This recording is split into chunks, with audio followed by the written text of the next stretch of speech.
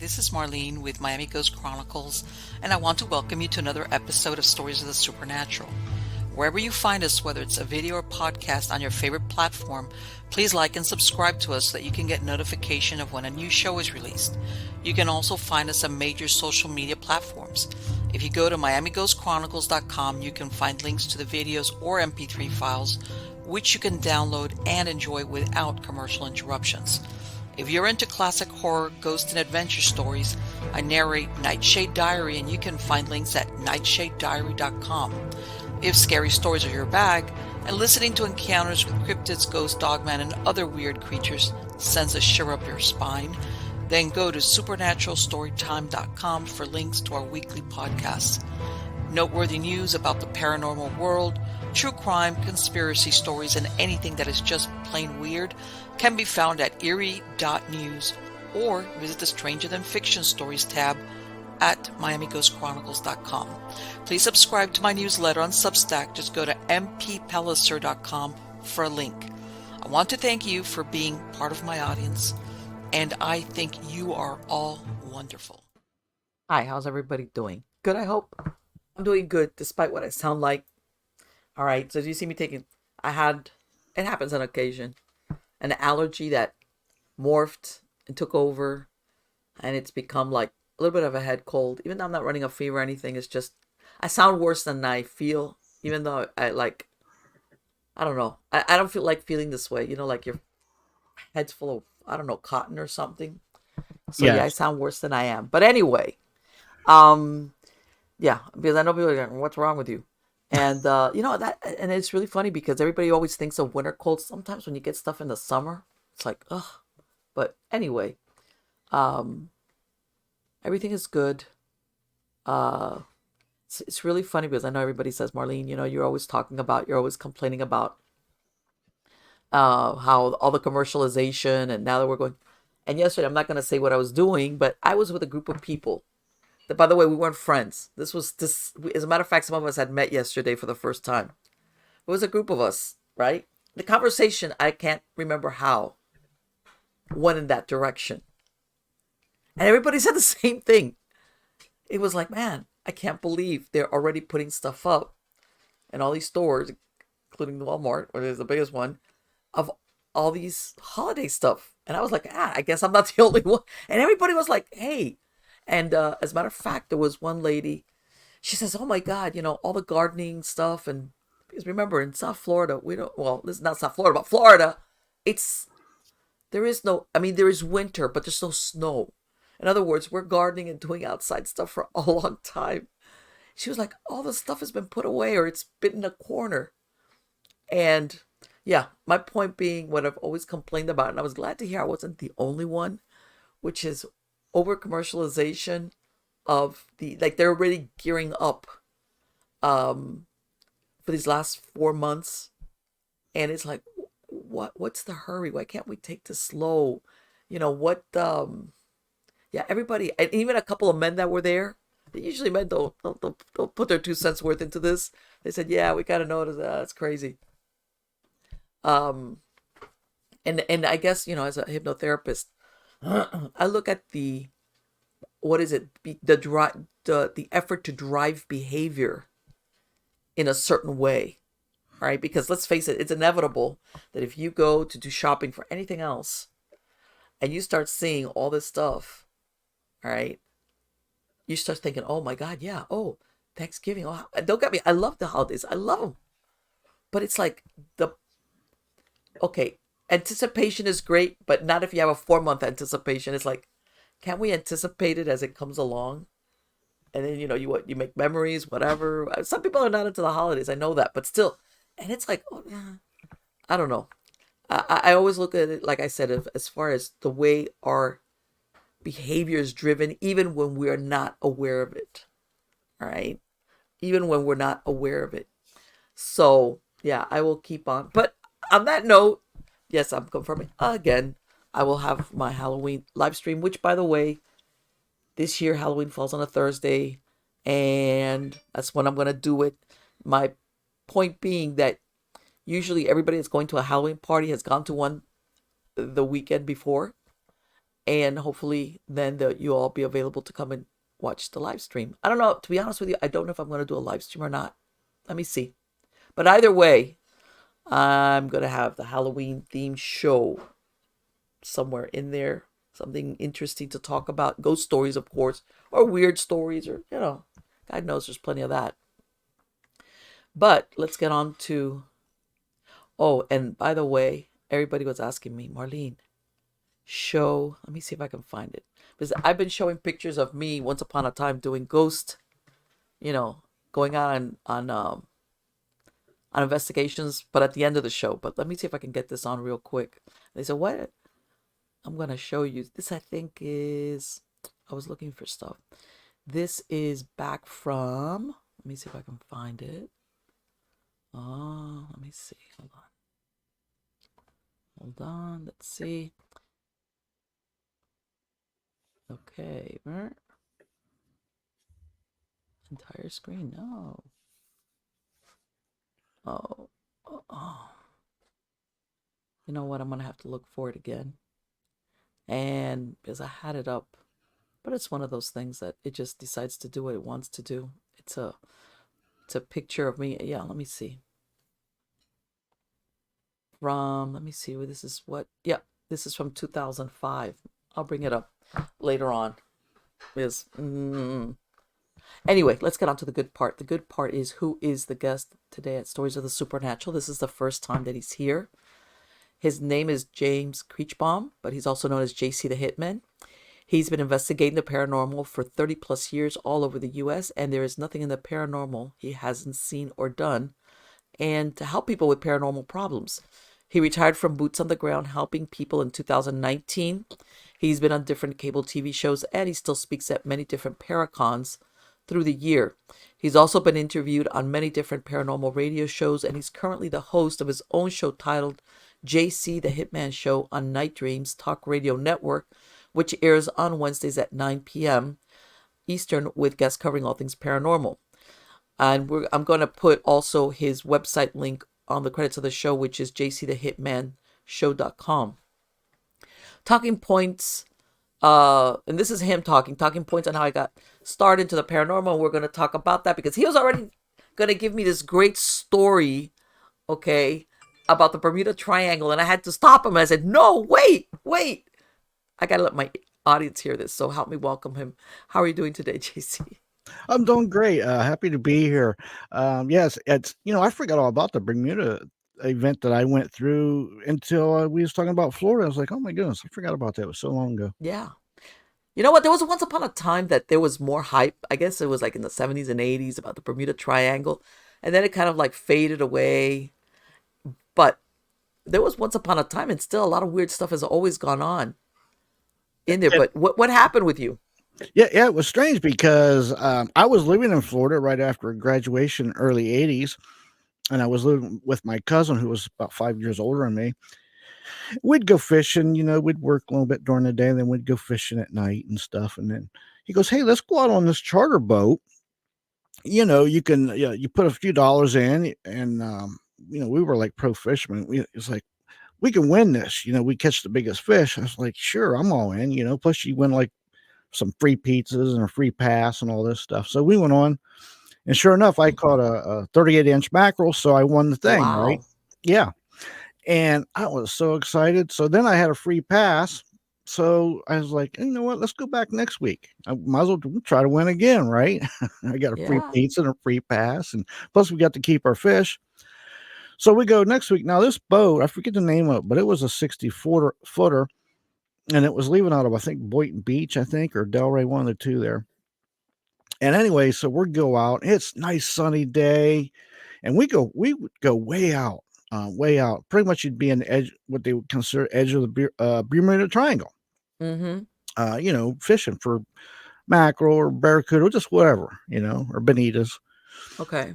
And so we're fishing away, and I am telling you, Marlene, out of nowhere, and I mean this. Now, this was before they had, really sophisticated, equipment like they do today. You can tell when the storms come up, but this Right. storm came out of nowhere. I mean, like seriously, I can see how people could get in trouble because when this storm came, now remember, we went out, it was sunny.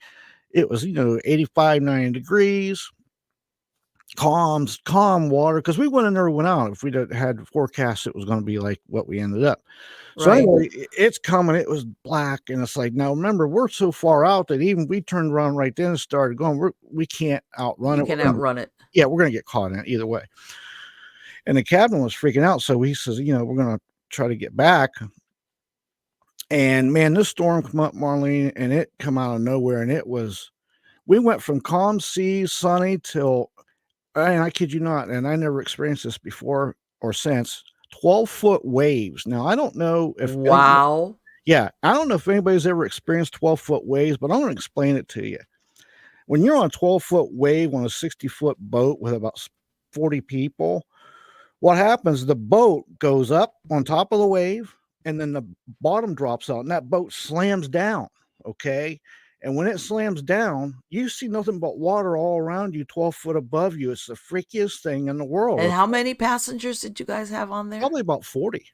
Wow. Oh my God. Those people must have been like, They were freaking out. And I bet. the only ones that weren't freaking out too bad is the ones that were so sick they couldn't freak out. Okay. Yeah, I've been there, done that. Yeah. So that's the freakiest. Like, you can't, it's really messing with your mind because you see nothing but water when you're on the downslope once you slam, but then the wave comes back up and the bottom drops out and it repeats over and over and over again. Okay. It was so bad. And the wind and the lightning, we had to take heavy duty fishing string because we had hats on and tie it around the hat and tie it to our belt buckle so we wouldn't lose them. Okay. People, they were like tying themselves off so they wouldn't get washed over. I mean, it was wild. I never experienced nothing like it. It come out of nowhere. I mean, Yes. just right now.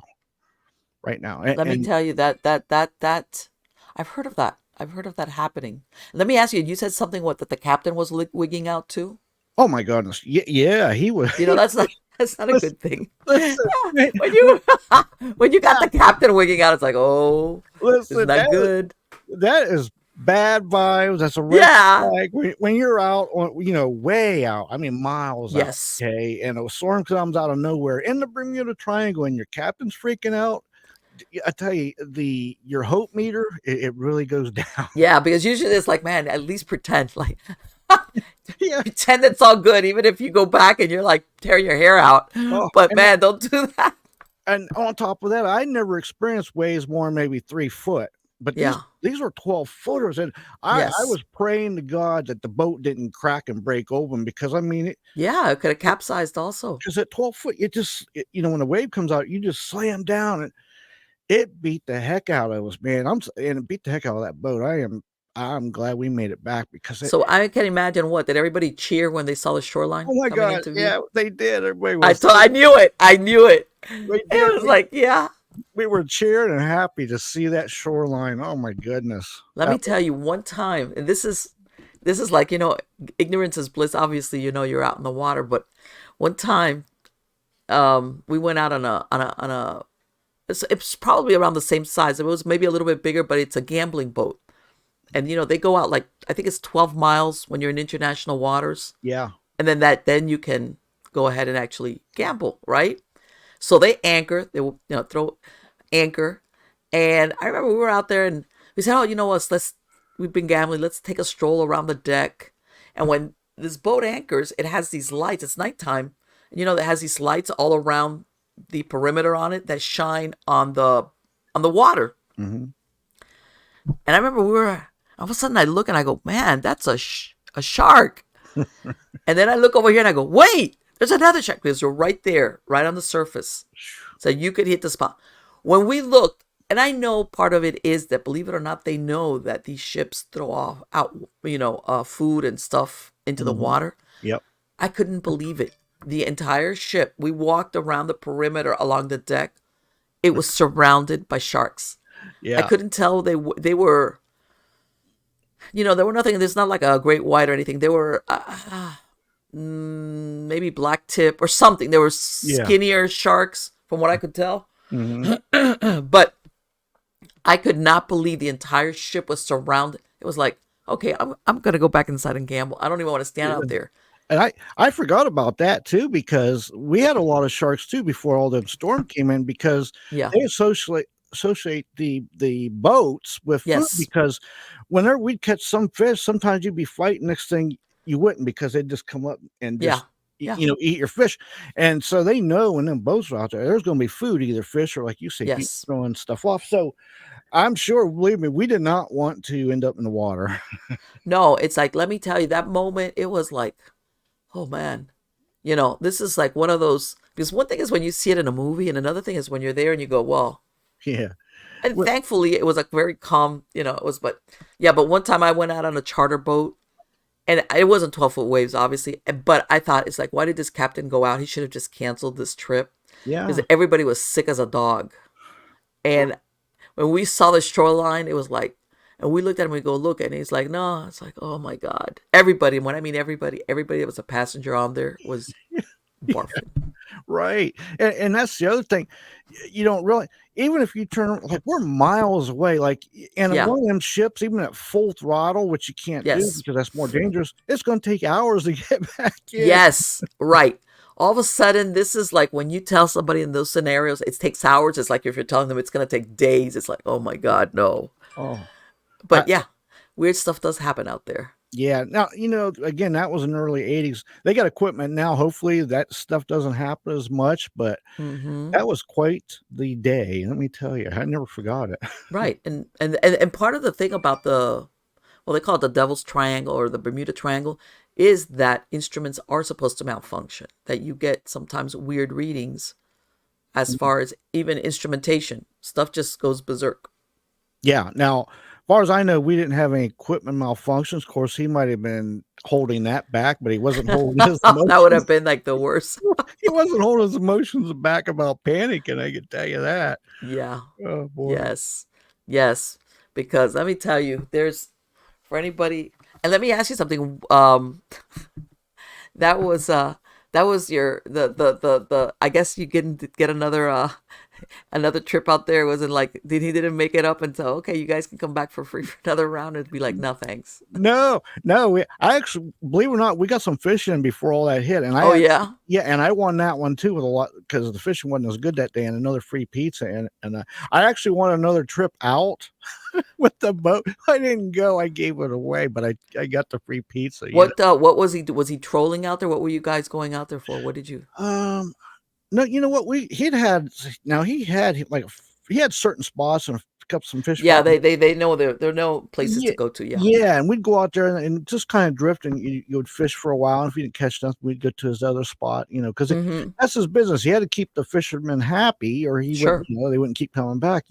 But boy, he had some good spots. I'll give him that. But Yeah. when you got 12-foot waves and And let me tell you something. storm from hell, forget So let it. me ask you something, James C. How did you get involved in the paranormal? Did you have an experience in life, or how did you become interested in that? Well, I've been involved in paranormal, even though I've been trying to get away from it for years. It started with me when I was probably about 3.5, 4 years old.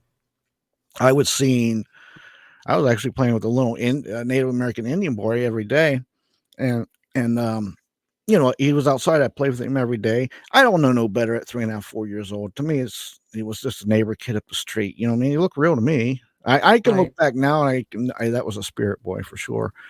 But at the time, I don't know no better. I don't even know what spirits are at 3.5, 4 years old. Sure. So we'd play every day, and I'd ask him, hey, because my mom fixed me lunch. You want to come in and eat lunch with me? He would never come in. And I asked him one day, why don't you come in and eat lunch with me? He says, I'm scared. There's no way. I'm scared of the mean old man in there. And the mean old man, he was right. And that was a spirit too. But I didn't know that then.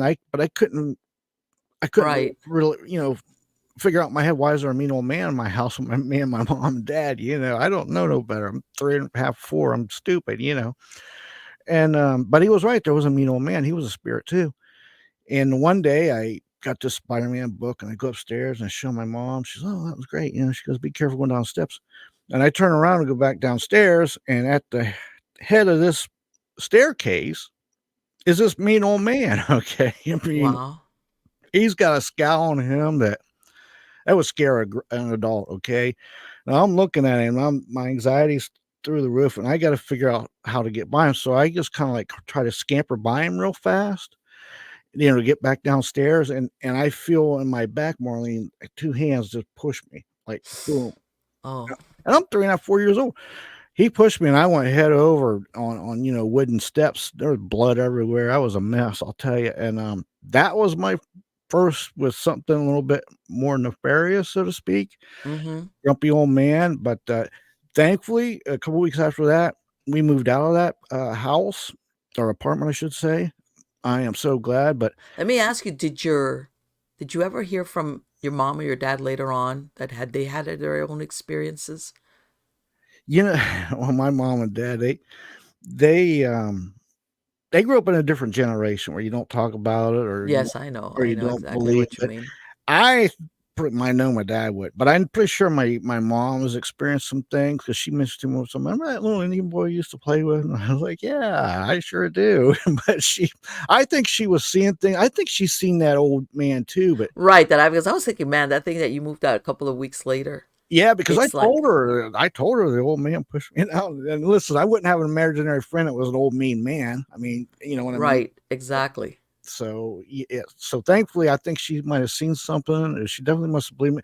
I'm just glad we moved out of there because that would have been horrible to have to grow up with that all the time. You know what? It's really funny because I have heard of people that are experiencing things, and when they start talking about moving out, activity ramps up.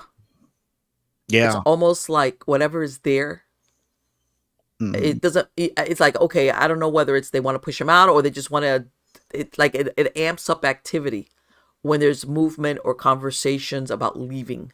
Yep. Another thing happened there too that I forgot all about this, but it just hit me. But another time in that house, I was sitting on the floor with my back against the wall, and above me was my mom had what they call them like wall pockets. It's a ceramic thing. You put little flowers in or something was on the wall. And Right. it was very secure. Somehow that thing, and I think he did it, slammed it down on my head and it busted Oh, my head. Yeah, God. I still got the scar on my head to this That's, day. But I'm looking back, I think he might have did that too. Yeah, it was in the same yeah. house, you know? Yes, I believe it. Yeah. And it looks like you were the target. He just didn't like Yeah. kids. My goodness. Uh, well, I've always been kind of sensitive to spirits all through my life, so I think he knew that, and I don't. Maybe he was just trying to get a message to me, but I'm 4. What do I know? I don't even know what a spirit is. But you know what? People think, there's people that they don't like kids when they were alive. They just don't like. How's this? They're not. Because there's people that's like, I don't like kids, but they're different. They're like, okay. But there's people that hate kids when they're alive. And then when they pass Yeah. on and they hang out as a ghost, they still don't like kids. They're I like, Yeah, I listen, for anybody, spirit, human, or living, that push somebody down, a 4-year-old down the steps, that's horrible. I couldn't imagine. yo, you know what? I don't want to be dramatic, but that almost sounds like he wanted to kill you. I'm telling you, yeah, it's wonder I didn't die. I was pretty Yeah, of course. tough. You Yeah, know. I think it took a beating, that's for sure. But man, So what happened? So then was that in Florida or was that in another state? no, that was in Ohio when that happened. Okay. We'd moved from Florida after that. It was shortly after though, but yeah, that was in Ohio. And then I could see him on and off, and as I got older, I tried because it's awkward when you're trying to be preteen and Oh teenage boy, years. yeah. The last thing on my mind was trying to deal with spirits, or because after a while I figured out these got to be spirits because nobody else is seeing these things, and why are they coming to me? I don't know. So I try to ignore all that stuff, put it to a side. And I mean, I had another encounter that things always come to a head with me, even when I try to ignore them. 'Cause and I've said this before, there was this girl in high school, she was really rich and really beautiful and all this stuff, and I said, "Hey," finally I talked to her, going out with me. She said, "Yeah, I'll go out with you, just don't tell nobody." I was like, "Sure, I don't care, I don't care, let's go." So we go out and where I lived here in Ohio, where they have these what they call oil well roads in the middle of nowhere on these little mountains. And it's Okay. basically just a dirt road wide enough for one vehicle. It goes back in where they drilled this oil well. You can turn around and they cap the well, but there's one way in, one way out. Uh-huh. So we go there, it's like people call them lovers, our lovers lane, so to speak. So we're sitting there, we're having a few beverages. We haven't been there maybe 5 minutes, and the lady says, "Hey, I need to go to the bathroom." I was like, "Well, it's your lucky day because you got Yeah. open bathroom to pick your choice." I don't know what to tell you, Right. So she goes out in front of the car, and I got this 70 Chevelle, and I'm sitting there, and she's in front of the car doing her thing, and I just happen to look up. Now she's right in front of me, dead center in the car, but you can just see the back of her head. Right. But out in front of her, the moon's out, it's pretty kind of bright, and I can see Marlene, these three shadow figures. They come out of the woods from the right, okay, and they're about, I don't know, I'm guessing maybe 40 yards ahead of me, 30 yards, something like that. They come out on this middle of this road, and I kid you not, they stop, and they all three did this, turned their heads and looked at us, and I was like, "Oh, Oh. no!" I was praying, "Don't let her see these. Don't let her see these three shadow." Like it was weird. Like they were, you could like see through them, but they were dark and they were shadow. I think there was just human spirits. But they'd stop, and the way they stopped, and then they like, In other words, they were aware oh of yeah, you. the way they stopped, and they like just I don't know how to explain it. They all turned their heads at the same time and looked at us. That was freaky. Okay, when they they did that, she jumped up out of there, man. She got in the car. She was freaking out. Oh, so she saw it. Oh yeah, she was looking right ahead of him. She's outside the car with no protection, so she's really freaking out, right? And now she thinks it's my fault. She thinks I brought her there on purpose to scare her, and that was not that was the last thing Uh I huh. wanted her to see, right? So that day went south like real quick. So she gets in, freaking out. Now she's, let's get out of here. So so now we're going to leave. Now here's the catch 22 of this, Marlene.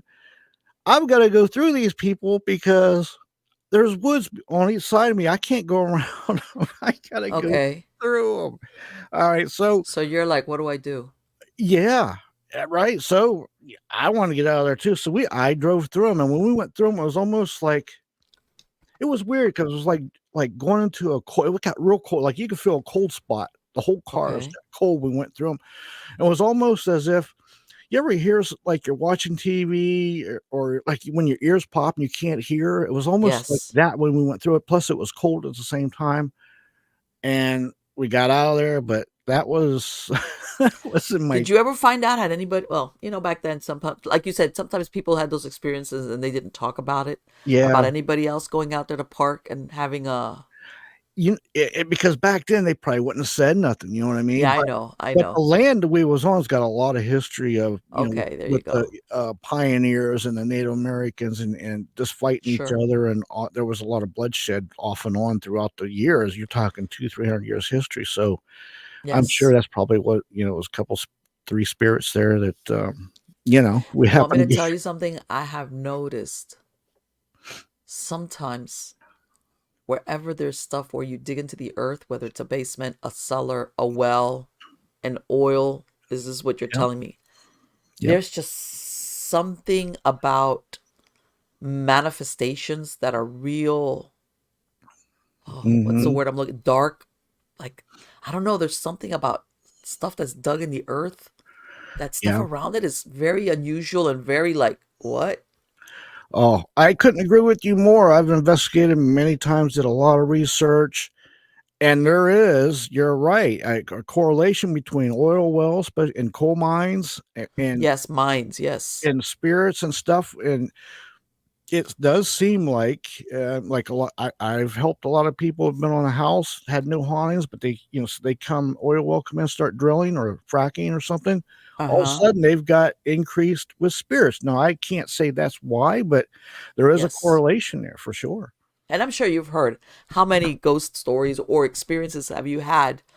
Basement, cellar is like, oh my God, like the worst. I mean, the rest of the house could have some type of Yeah. manifestation, but what's in the cellar, the basement is the worst. It's it's It's always always the worst. It's always the basement and the cellar. You're Yes. you're right, or a crawl space, which is even worse. Yes. Yes. Oh Yeah, yeah, the crawl space. Let me tell you something. And as a matter of fact, even if you have stuff where you got human or inhuman, the inhuman stuff, that's where they hang out. Is the basement, the crawl yeah. space, the You're in the corner of the basement is that kind of. It's like, oh boy. you're so right. I mean, like every time it's like that's look, I know where they are already. Even if you're trying to get them out, they're hiding in an attic or a basement or crawl Yeah. space. It just is, Mm-hmm. you know. Yes, they do. They do, and it's really weird, but they do.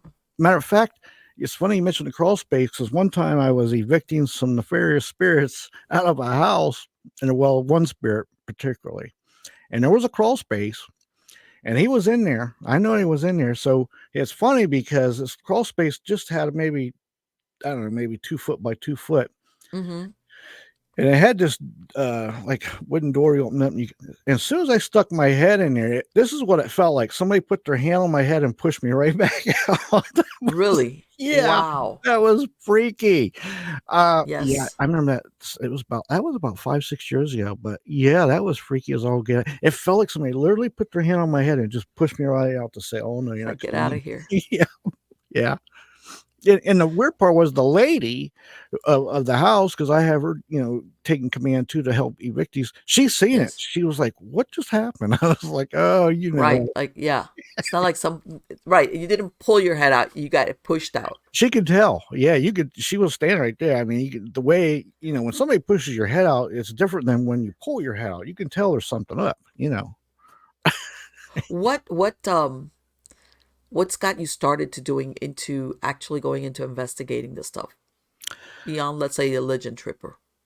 Yeah. Well, with what I grew up with, I figured it came to a point because there was another point before I really started to get into it because I knew I thought it came to a point. Another what happened was I lived with my cousin and my aunt for about 2 week period, and before I was going to start this big job, but we was working at the same place, and every day we would come home.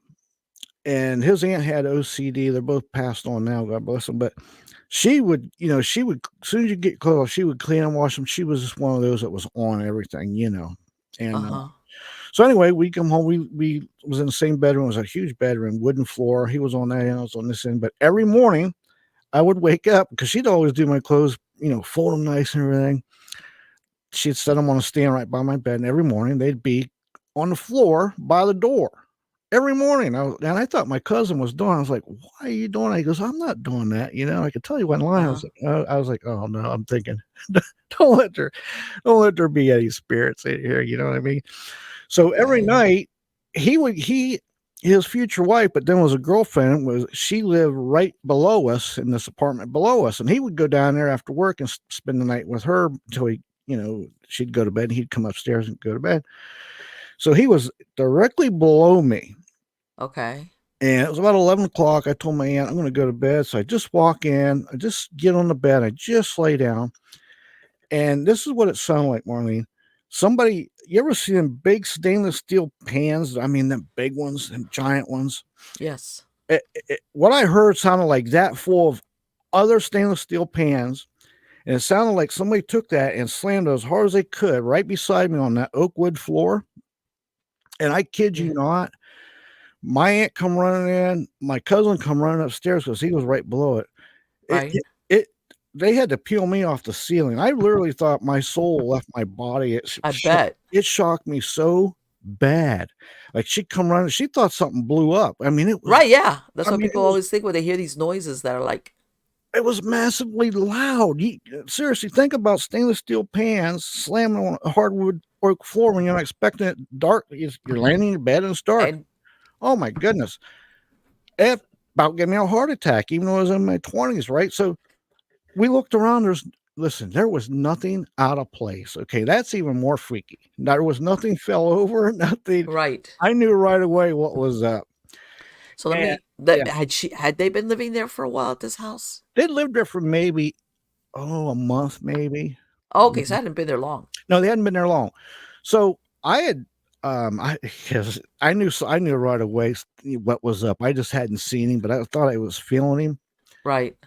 So I did a little history research, and sure enough, there was another grumpy old man that owned that place. At one time, it was a farmhouse. And now it was like the edge of town. It was pretty much part of the city, and there was no Okay. barn or nothing. But Yeah, he had never left apparently, and he didn't like either me. I think what it was, I think he knew that sometimes I could feel or see spirits. I think he was trying to get my attention You because got it, right? I kept ignoring him. You know It's what I like, you mean? got it. Don't try so hard. You got it. I kept ignoring him, and I think finally he had enough. But that was weird. There's nothing out of place. But after that, I told my my aunt and my cousins, I can't live here. I gotta move. I gotta go. And because I knew I would never have no peace there. I couldn't sleep.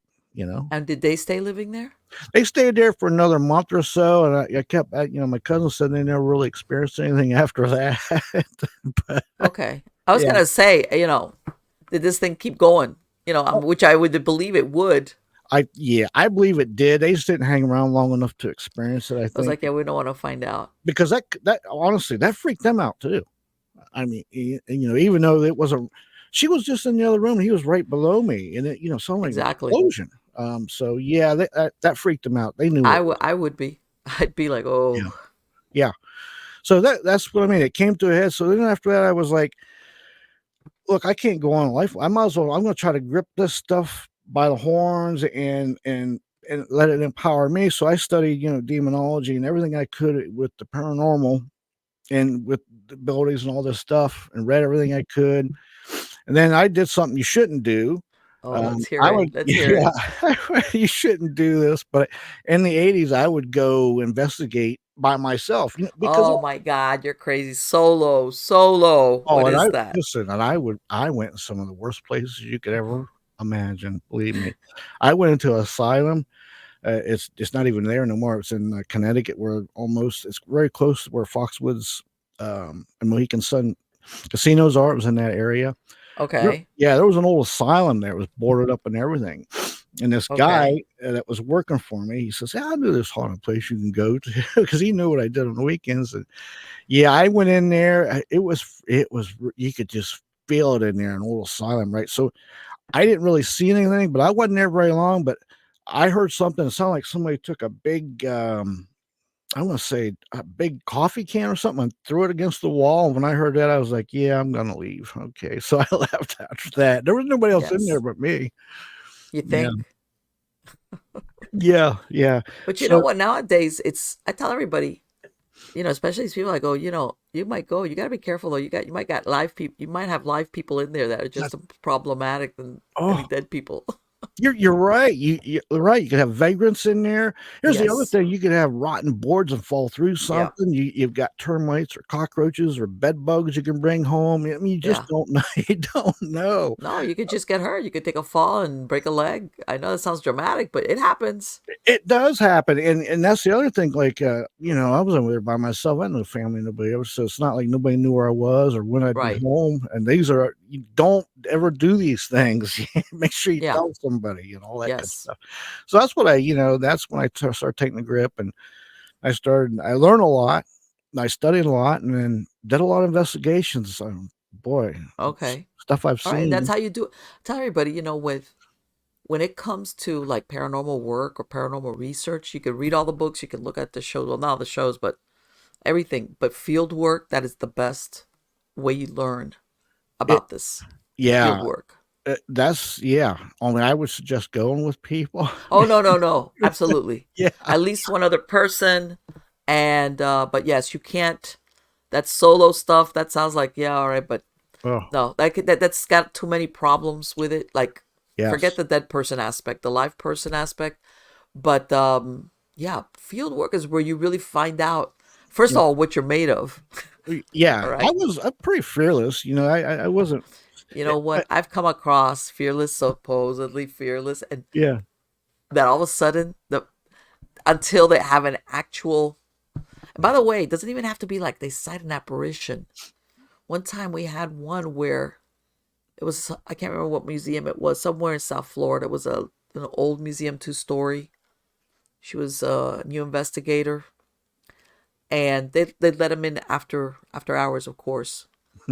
And everybody's in line of sight, but they're all spread out. She got tapped hard on the shoulder, and Mm, all of a sudden they had to take her out, like yeah. scream. That was the end of it. But I'm saying there's a lot of people that Oh, they yeah. they kind of want to believe, but then when they have that actual It's true. moment, It's it's like true. who. they crumble under the. And anyway, but yeah, you find out what you're made of and if it's for you or not. And there's two other perfect examples. Why? Because I was this foreman, this job, and on the weekends I would go investigate things by myself, and I became good friends with somebody over there, and he'd always knew the hot spots and things to go to. He'd tell me. Right. But then one day he said, "Try this place called Barahack. You can look it up. It's in Connecticut, eastern part of Okay. Connecticut, called Barahack, Barahack. It's an old defunct town from I think 16 or 1700s. But anyway, this was back in the late 80s, maybe 1990, late 80s, 89, 90, somewhere around there. But we didn't have internet stuff. So I had to go to the library, and do the research. And I Right. found this book on it. And it said the old backcountry road. And you got to look for a certain tree and you park and you got to hike a mile into the woods in the middle of nowhere. So Okay. There you well, go. All right. I've been a pretty good backwoodsman, so I was confident I could find a place, right?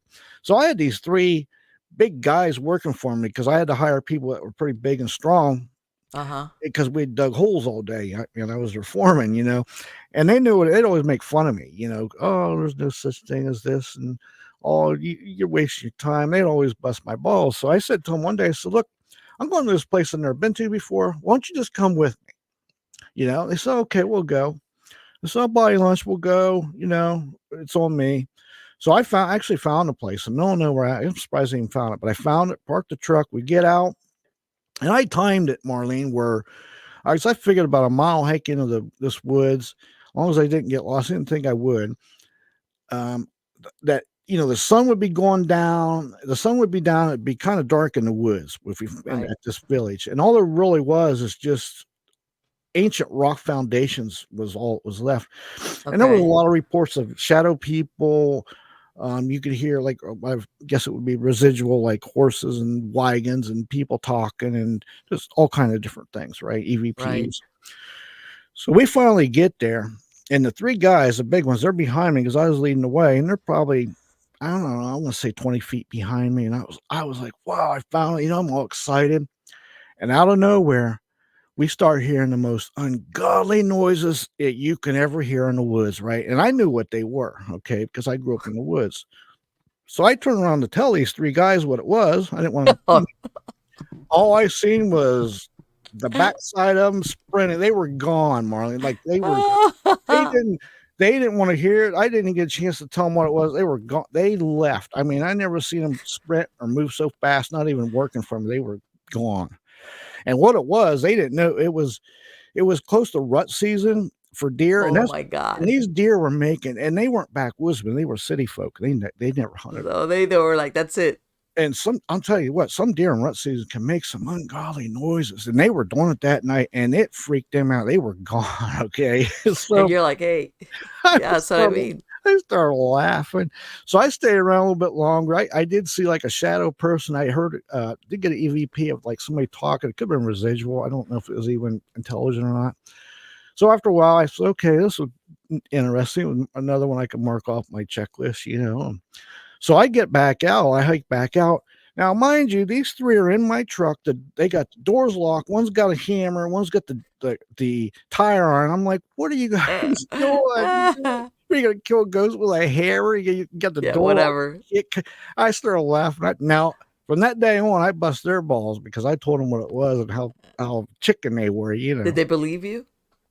I think so. I think after a All while, right. believe me, yeah, yeah.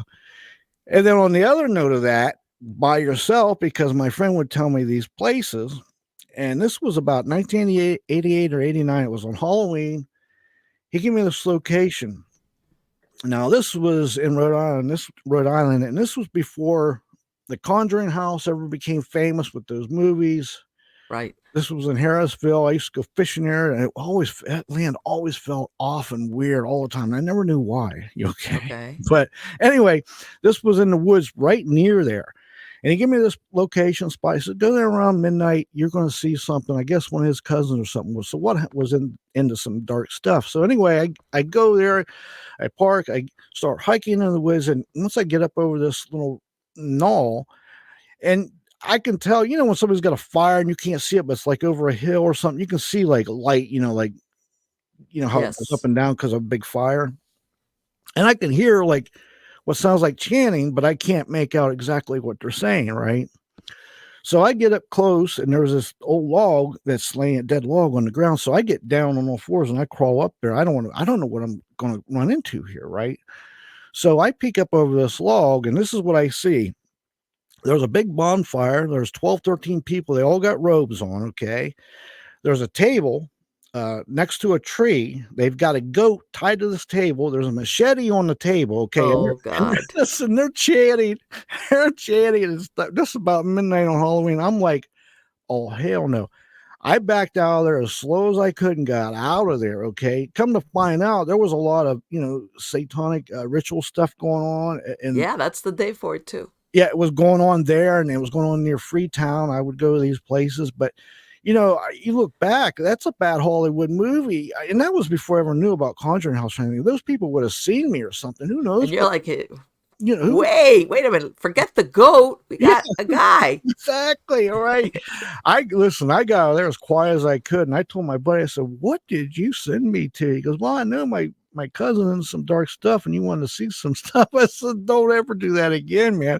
I walked up on. I don't know what I walked up on, but it did not feel right. Didn't look Isn't right. that, I'm telling you, Mm, a mm-mm. lot of people think that when people describe stuff like that, it's like, no, that's like movie stuff. Uh-uh. And it's not. I'm going to tell you what, I experienced it firsthand, and that was freaky, man.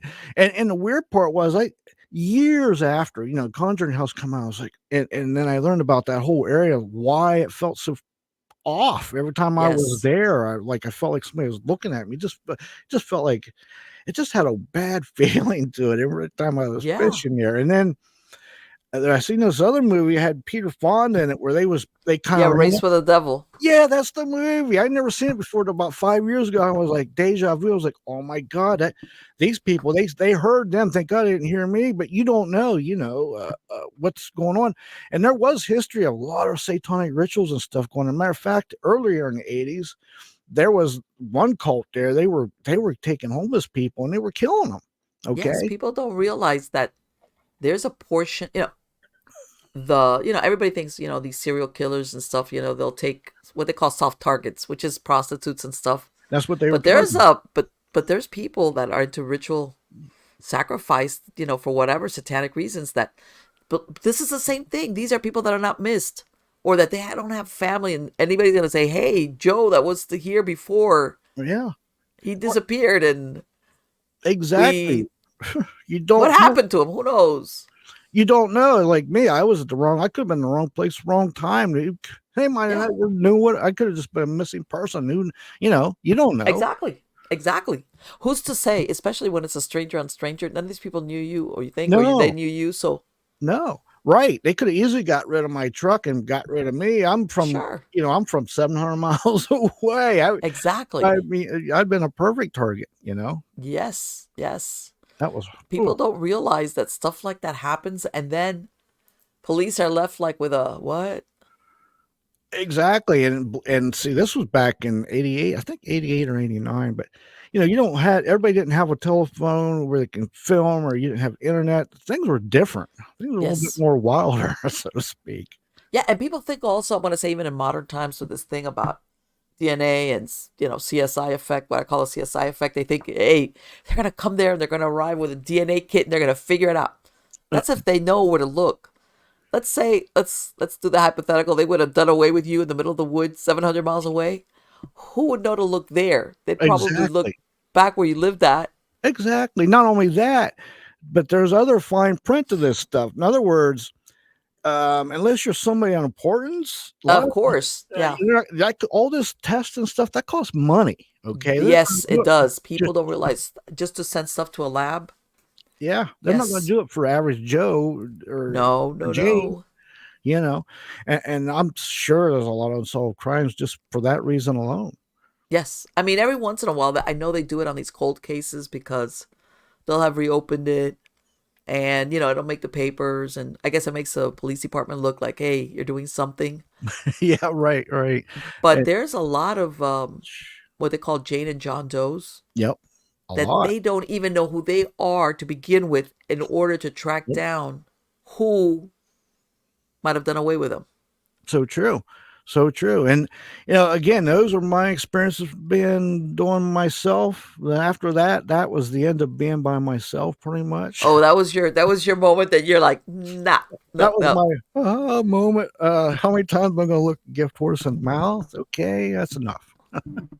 So what happened after that? You joined in a group or what did you do? Well, after that, I still did some investigating, but I did it with like a friend. I'd have somebody come with me. But then I moved back to in this area in Ohio, and then um, I did a lot of things in the paranormal. But I helped a lot of teams if they needed somebody. If there was something in the house that was Yeah, not I did that. A freelance is what I call it. yeah, I helped 2 or 3 teams a lot, if they needed help with something that was kind of what they call inhuman, unhuman, or Uh-huh. whatever. Yeah. Boy, I've seen a lot of things you can't unsee, so to speak. Um, Yes. yeah, so I did a lot of that, and, over the years, it just takes a lot out of you, and I just knew it was time for me to, Yes. it just took a lot out of me. In 2019, I was like, I'm just going to focus on doing a radio show, bring guests on who is in the same field, maybe educate somebody. Maybe one thing they say might save somebody from doing something stupid. Yes. There's a lot of stupid things that you can do in this field, by the way. Yeah, yeah. I There's a lot of probably stuff that you can go. It's like, don't do that. No, no, I've no, probably don't do done them that. all. Yeah, I've probably done them all one time or another because it was different. Now I've got a book over here, Hans Holzer, his big thick book. Yes. Yes. That As a matter of that was, fact, that book. I have that book. and then right beside I've got the Steiger book. Mm-hmm. Um, you know, those were I didn't have, it was different times. You didn't see now I Yes. tell people, look, there's a lot of investigators. If you're interested in it, try to call one up, see if you can go on investigation with them. Just be quiet, take notes and learn from them. But they didn't have stuff like that when I was around. No. It was hush hush, as you probably know. No. Like I said, everybody thinks, they starting with ghost hunters. I'm gonna say those were like one of the earliest. And I tell everybody, look, when I was doing this, if somebody would have showed up in a van and a bunch of people would have come out of the van with Yeah, equipment, yeah, people would have been, what are you doing? You know, yeah. Usually the van would say mystery machine on the side or of it. something like, well, yeah, that no. Yeah. People were like wigged out. They didn't want their neighbors to know that something Oh, like this was going on. If you're yeah. like, you're not going to tell anybody. And of course, they wouldn't want, because their neighbors No. are going to be, Yeah. who are all those people piling out of that van with all that equipment in there? It's funny you mentioned that. Was many cases that went on that with other teams and with a couple other people that the clients would say, "Can you park around back or park up the Yes. street or Yes. or pull in my garage? I'll shut the door." I mean, Yeah. honestly, and that was especially back in the mid '90s on up in right into the Uh probably huh. mid 2000s even. Yes, Yeah, yes. People don't realize. I tell everybody, sometimes if we would have people come from different, meet at a certain, we would never because we knew that clients wouldn't like it. yeah, We would like go and maybe a mile away if there was a gas station or the parking lot of some place. We'd say, okay, let's meet there, and we do like a quick, hey, what did you think? Stuff that you couldn't say because you were there in front of the client. yeah, yeah. You know, I always try to plan things or talk about the place, not on the location, because if there's something there that's nefarious, they might be listening in too. of course, of course. So, Yeah, no, we had a couple of instances where we thought stuff had followed us, yep. and we know when we went to that pit stop that we made, and but yeah, the idea was never, contrary to what everybody thinks. Most people did not want Mm-mm. their neighbors to know Yeah. that weird stuff was going on and that they Right. had called for help. And you probably know this, Marlene, but I did a lot of kind of what they call ritzy neighborhoods, the well-to-do neighborhoods. You can tell they're living Yes, in a $1 million house. It's yes. brand new house even, or maybe not even that old, but people don't realize you could bring something into the house, or it could be something happened on that land. Oh, sure. And then you're like, where am I getting these hauntings from? And it takes a Yeah. lot of people in that kind of bracket to swallow their pride and try to get things fixed, but even to still say, "Hey, park in the back," in the back. Well, you know what? And I guess a lot of times, as long as, Yeah, believe me, I've gone to, God, yeah, I've gone to some neighborhoods which were very nice, and everything. And we already knew because usually by then we had done like a pre-interview with one of the persons, Hmm. and one of the things that we assured is like, no, don't worry, confidentiality, and we're not gonna like be boisterous. And what I mean boisterous is we're not gonna be like, hey, it is goes, nothing like that. And we Right. Right. Right. you'd be surprised some of the stuff that I've seen and I've heard. Like, what are you doing? Oh, And usually those are the people. I'll tell you what, in my experience, the people that insist most on confidentiality are the ones that usually do have something going on yeah. for And, real. and I've experienced a lot of times, a lot of people, what would happen was they might be experiencing something. Instead of calling somebody, they'll try to fix it themselves. And Oh, sure, yeah, sometimes that makes it worse because they may do something that even invites more things in, or you know what I'm saying? And it escalates and makes it even worse because it's hard for them because they've never had to. Some of them, it's hard for them to even to accept what they're going through, much less have to call somebody and ask for help and explain everything, well, you know? you know what, I've said it before. I learned that, like I said, we usually had done like a pre-interview, but usually, depending on, I'm not going to interview kids, but I Right. would take them like aside, like out of earshot of the others. And I would say, well, you'd be surprised what we have found out. Oh, yeah. That Yeah. they think they've been cursed, or that at some point they were involved in occult stuff. Mhm. Sometimes Yep. that even their spouse or the other person Yeah. didn't know about it. Right. Okay. But that's why I learned, don't do it. You can do it, but if you say, oh, come on, let me, and I would say, well, has this ever happened to you before? Do like one of these, give me your history of, Yeah. and then they'd be like, well, I always be like, here we go. I gotta tell you something else, Marlene.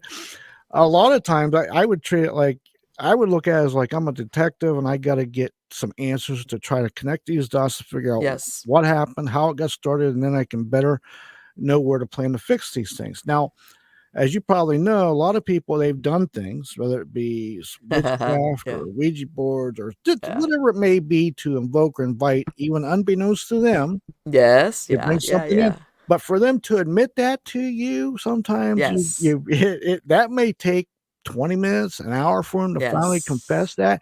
that. I already know, like I can, when somebody does something, I can just feel it. Somebody's done something. Now, Right. And usually by I'm, the way, sometimes whatever they did might have yeah, been years before. yeah. It didn't have to be recent. No. Sometimes things lay dormant. Let me tell you Yeah. something. If Yes. something will happen, they'll bring something in the house or whatever, and it will act as a catalyst and just wake Yes. things up. And next thing you know, all you know what's broke loose all over. Yes. Yes. I've had that. And you know what? I've even had. This is the where it gets tricky. I've had a couple of instances where there's been some type of infidelity, and the third person in the triangle has done some type of curse or think like I said, I'm gonna do this, and it'd be like, okay, and they're like, and I'm like, I'm not going there, but it's like, okay, at least I know what direction Mhm. this is coming from. Right. And that's All half the right. battle is figuring out what's the root problem, what causes. Yes, exactly. I mean, once you can find that out, then you can start to build a plan of how to fix the problem, you know? Sure. I It, mean, but yes, I've had some weird, and I tell them, look, tell me the truth because I'm yeah, here to help you. If you're right. gonna, I'm not gonna be like wigged out. I'm not here for that. I'm here to help you out. But Yeah. if you're going to, you know, and then along the way, I'm sure you've heard of it. You find out that it's not the place; it's them that's haunted. Oh, yeah, a lot of time yeah, yeah. You know. Yeah, I have to convince them. I'm not there to judge them. Believe me, I've heard and seen it all. I'm not shocked or Yes. surprised. This is why Yeah. I'm here to help, you know? So that's why you call me. So Yep. let's fix the problem, you know?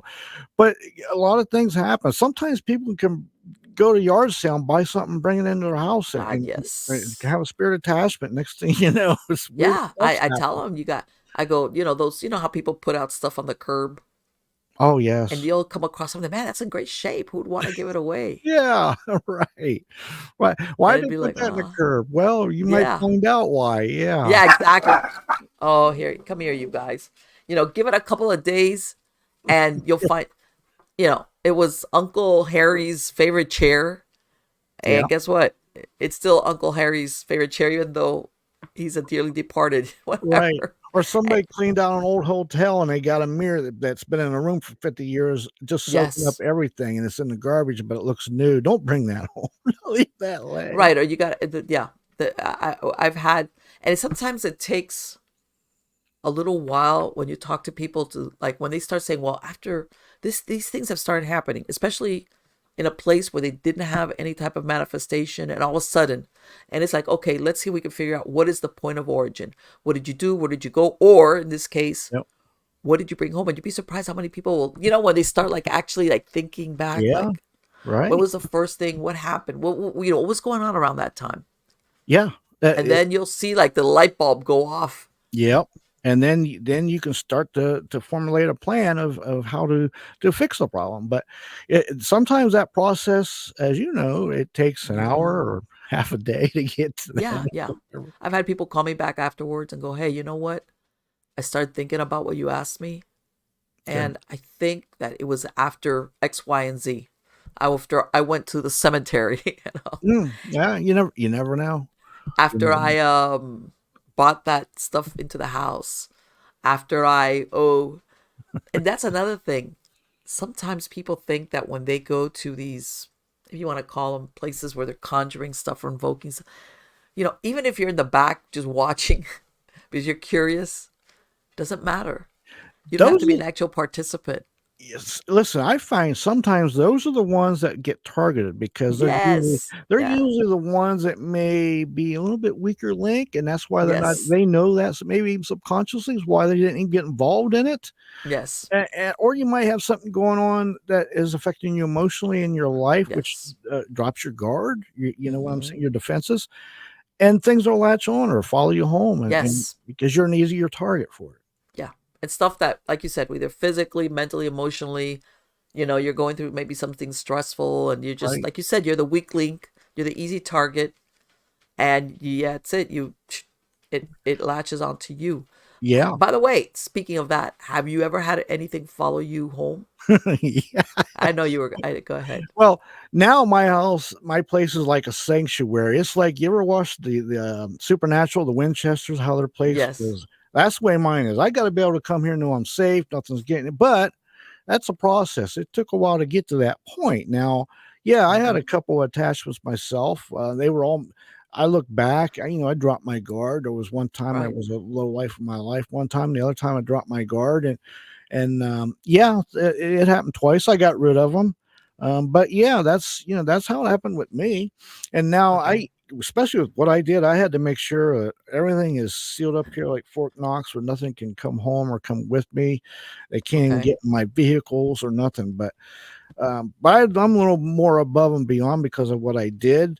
Now, the average Right. person probably not going to do as much as I did, and probably wouldn't need to. But yeah, I've definitely had some things follow me before.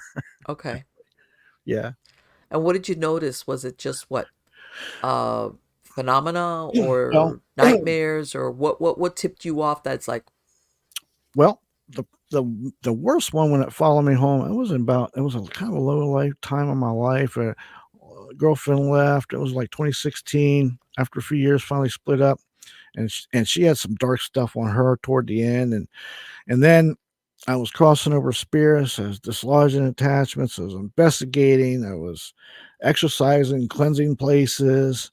And okay. just all this happened all at once, right? And then it seemed like my third eye even opened up more. And next thing I know, I started feeling like I knew something.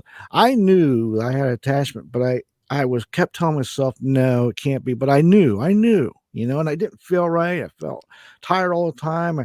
I was having spirits like waking me up, and it's like, where are they? First of all, they're in my house. Where are they coming from? This is freaking me out. And then I was thinking, no, I'm just dreaming this. It can't be. But it Okay. can't. And then what happened to really validate, make me say to myself, okay, that's it. Stop denying it. A friend of mine who is a incredible psychic medium, the greatest one I've ever known. I hadn't talked to her in 4 months. She calls me up and says, "Look, you got an attachment you need to get rid of." I Wow. was like, "What? How do you know that?" She says, "I know." And she was right, man. And she told me what to do, and she taught me so much over the years. But I got and here's the thing: when I got it off of me, I almost passed out. I mean, it felt like, oh, I can't even explain. It felt like 1,000,000 just lifted off me, and I was like, Okay. wow, it was amazing. That felt like $1,000,000, and then I slept for about a day because it was really just sucking the life out of me, you know. Isn't that interesting?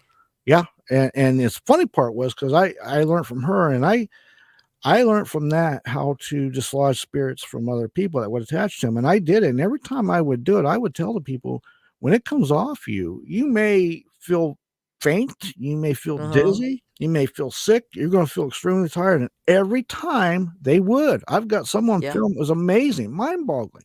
Some of them Yes. wouldn't believe it, and I would show them the video after, "Here you this serious stuff," they really Yes. with some spirits, man, they can really just drain you, you don't realize Yeah. how much they're drawing from you. Exactly. Like that. I'm sure that analogy, like the battery, like you're like the battery Yeah, for them, or that their how can I say their attachment to you is, and I'm sure you've come across this because I used to do spirit attachment through hypnosis and or dislodging them, where if you've got an attachment, it's in your aura, where sometimes people started displaying physical symptoms of that spirit. For mm, example, if it's let's go with the old man one. This was an old guy, had a bad knee or a bad leg, and all of a sudden this person starts having bad knee or bad leg, whatever. They don't have any injury that can alright, account for it. yeah, In other words, that you can even have physical manifestations of yeah. what that spirit was like. It's not a possession. I'm not No, saying it's a possession, right, right. but you start. It's so close to you. In other words, Yeah, it's true, and, I've dislodged a lot of spirits from people that they might have had an addiction to drugs, and oh and yes, they've quit the absolutely, drugs, but they wouldn't do the work to keep from them. They end up talking to the wrong people, and they would trigger them. And what happens, I have found with a lot of research I did into these clients, some of these clients, they would go to places to get back into drugs. And, a lot of these places are like drug houses, and people mm-hmm. OD and die in there. Okay. And so Yes, now, say you OD'd and died in there, and you're a spirit, and you're already kind of living a nefarious life, and you're at a drug house, and somebody's coming in there, what are you going to do? You're going to attach to somebody because now you can live life doing drugs vicariously through this person. yes, And you're always exactly, going to be in their head, keeping them not clean, but keeping them doing drugs. yes, I have did a lot of cases that involved that very thing. One I did, the guy was trying to quit the drugs, and I knew he had a uh-huh. spirit attachments. I got rid of spirit attachments. He was clean and good for 6 months until one day he didn't do the work. Yeah, You can't be talking to yeah, people that do drugs, and that's what happened. He went back there, and it all back to ground zero again. yeah. It's something that they call either piggyback or nesting. All right, where yeah, and you see it a lot, like you said, in the addiction stuff. Because see, what happens is the spirit doesn't have a physical body anymore to enjoy the Right. whatever the addiction was, alcohol, Yep. drugs, whatever. So it latches onto another addict, drives their behavior, and especially when that person either blacks out or goes whatever, they basically do like a temporary possession of the Yeah. body and uses their senses Yeah. to experience what they can't anymore. Yep. So when this person, like you said, is trying really hard, their best intentions are, I want to go sober, Mhm. whatever. I'm not Yep. saying that it's all spirit.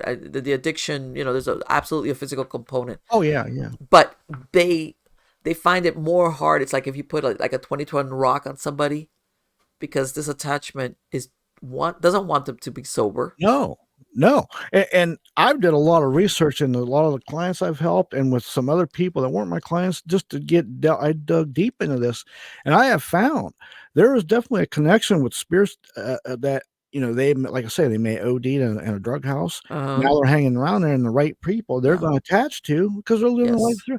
And then a couple of 'em I talked to, it seemed like there was always something in his head not letting him, and it was these spirits, they're telling him to do the Yes. wrong things, keep doing drugs, don't be clean, and Yeah. it's a mental, spiritual battle with them 24 hours, and they're Yes. already on the fence about doing drugs, so it's a lose-lose for them. Yeah. It makes it more. It's a difficult situation that's made more difficult It is. And because. Yeah. I was mind blown with the research. I really dug into that for Yeah. about 5 years with that stuff because I just and I there was so many connections. I bet if we could really tell, there would be so much that you learn Oh, sure. about spirits attaching to them. But Sure. that But was see, and this is the thing. Like what you just said. Let's say you've got somebody that was doing drugs, and you're able to clear them out. What happens is that if they keep going, hanging out with the same people or going to the same places, it's inevitable oh yeah. that they're going to pick up an attachment again. Yeah, and then it gets to a point where because I can't keep helping the same people over and over Yeah, because they're exactly. taking you for granted, okay? Sure. Because I'm Yeah, putting my life on the line helping too, my wealth and health and stuff. So they don't take that into consideration, and some of them, it's I can only do so much. You gotta stop, but don't going to these places. But sure. perfect scenario, those spirits hang around. They're looking for the right subject. Yeah, yeah. I've run across that, and yeah, that's why I'm saying that, and it's like difficult to ever prove it, Yeah, but you can't prove it, but right? you always will. These people, they'll even tell you at some point, oh yeah, I've always felt that I've had something or somebody with me. Yep. Yeah. Oh, yeah. All right. Yep, so Uh, true. and you can say, well, your imagination is like, no, it's not that. It's not that exactly. They're like they may be doing drugs, but they're not crazy. How's that? Yeah, no, that's right, they still they're not high all the time, they think back of what's going on, "Why did I get here?" "Why I didn't wanna be Sure. here, well, I don't wanna do this, what's going on?" Right. Their logic. Yeah, Even though I mean, I know, I understand there's a physical component as far as the reward centers in your brain and all that other stuff, but still, their behavior is driven by something else that you can't measure it in the sense of anything like that. right. Let me ask you now what you're doing. Did you ever have an experience where you said, besides that solo one, where you said, this is above my pay grade? One time, there's only Okay. one there's only there and my whole life of helping people, there was only one time I Okay. said, "I can't do it." And I I've been successful helping just about everybody as long as they afterwards wanna help themselves, but there was only one that Okay. I did not even attempt to try to help, okay?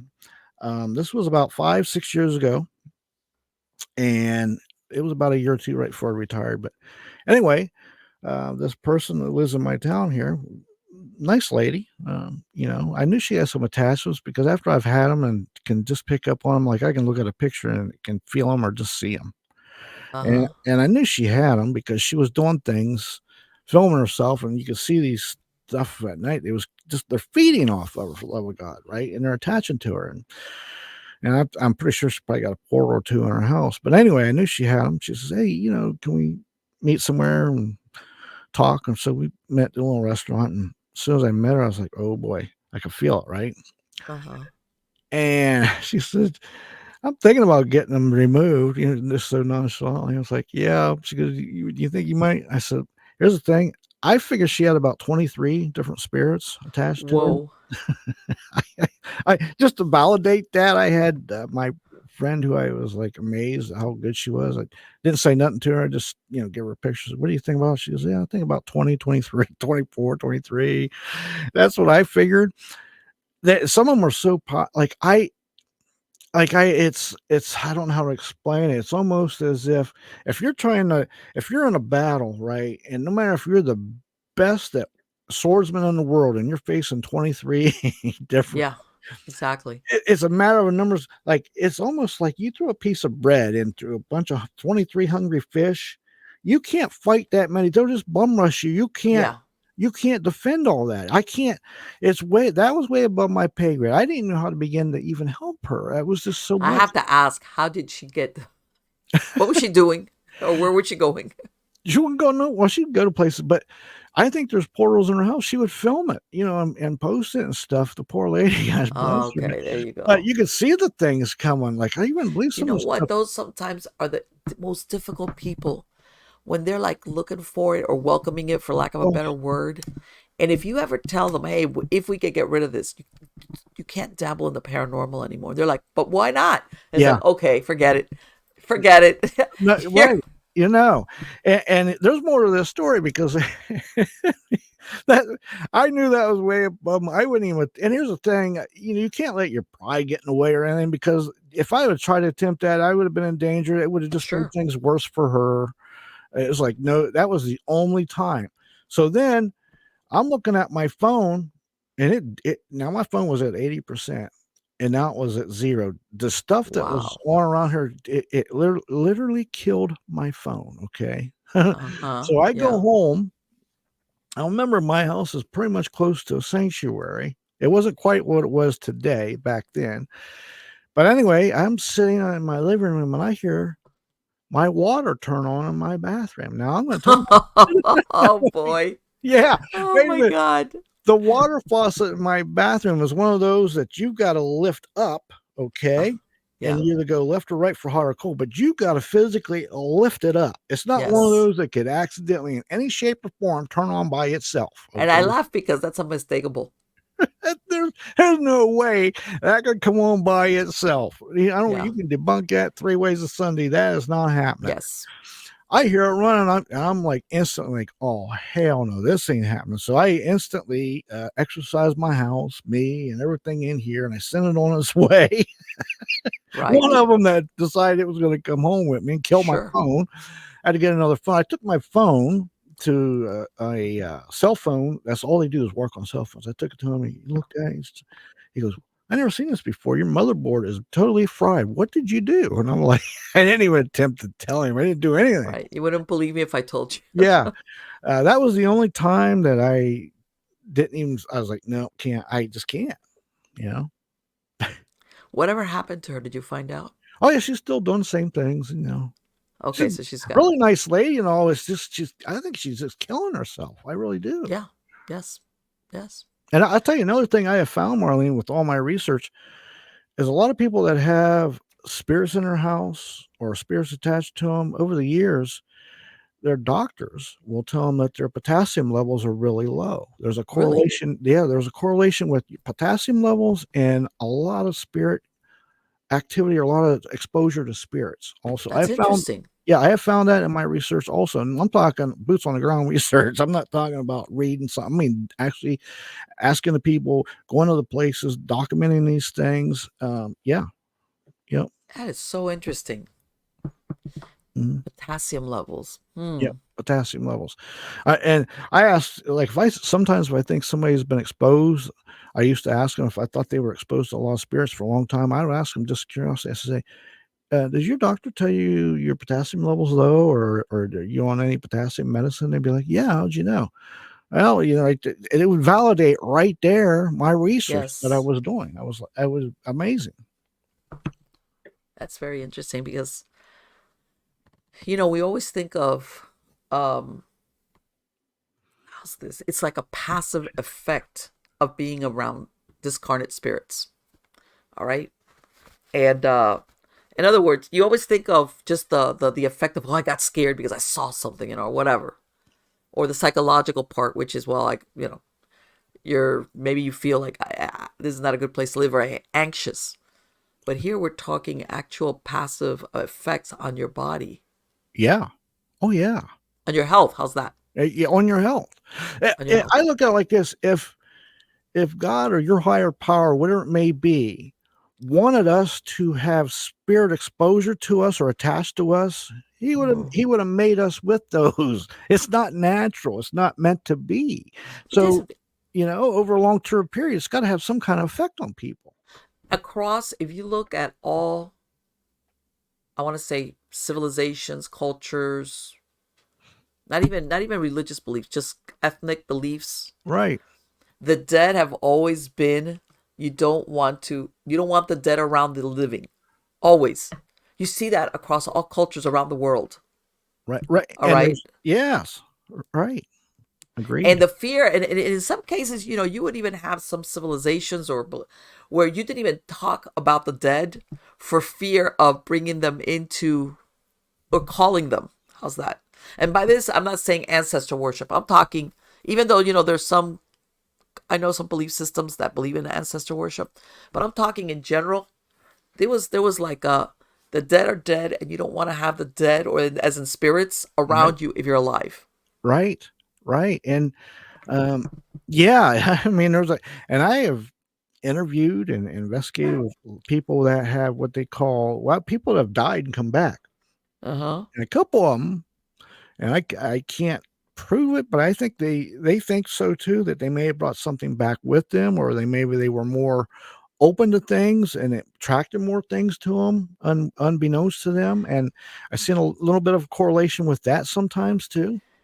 But you know what? I'm glad you bring that up because there's a very kumbaya thing going on with a near death experience. And I think, oh, that's wonderful. The tunnel of light and all. Blah, blah, blah.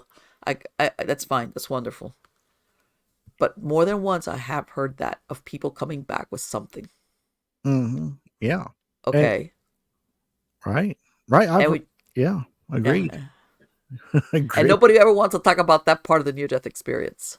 Now I've had it. Listen, it was hard to get a few people to even talk to me, but I did get over the years some of them to talk to me, and it correlated or lined up with some of the things that made sense because a couple of the cases, these people had nothing. They weren't doing anything. They lived on the Right. property. They didn't bring anything in. The Yeah. only thing different was they were in an accident, maybe passed away for 5 minutes and came back or whatever. Yes. Or and then once they got home, weird stuff started happening. Yes. That was the nexus of it. That was like you said, like when you go back, like when did this all start? Well, it's just Yeah. Yeah, right. That's you gotta play detective and figure these things out, but yeah, sometimes yeah. you don't figure it out right away, but the client will usually they'll have a light bulb moment, you know? Well, you know what everybody thinks of stuff like that is, oh, that's a great script for a Hollywood movie. And it's like, No. you'd be surprised. No, you you don't wanna listen, you don't wanna live that stuff. You just No, don't, they don't. and the They problem with a don't. lot of these shows on TV, people watch them, and it's life isn't nothing like that, and not only that, they take it for granted, they think, "Oh, we got a problem, we'll just call somebody and they'll come in and fix it, and we'll just Oh keep doing yeah, it, and you they'll just think? keep coming in and fix it." Well, you know, it's life just isn't like that. No, it's not. And I've told people, I said, you, and this is, we're talking here, if you do actually have something supernatural going on. At the end of the day, let's say you call in, whether it's a paranormal group or clergy or somebody to help you out, you're still the one living there. You're still the one that has to stay behind. Yeah. And a lot of people don't realize that you still have to keep up doing whatever it was, whether it was prayers, whatever your religious beliefs are. Marlene, it's a lot like drug addiction. You still Yeah. gotta do the work, you Yes. know? And I'll tell you another thing, that I've always said, and I found this in my research, the paranormal and experiencing is like a drug. It's very addictive. Yeah. People get addicted Yes. to it. Me, I can take it or leave it. I can walk away. I only did it just because I wanted to get a grip on things with spirits and maybe turn it around and help people. I'm somebody that doesn't. I don't want to search it or research. I did it for years.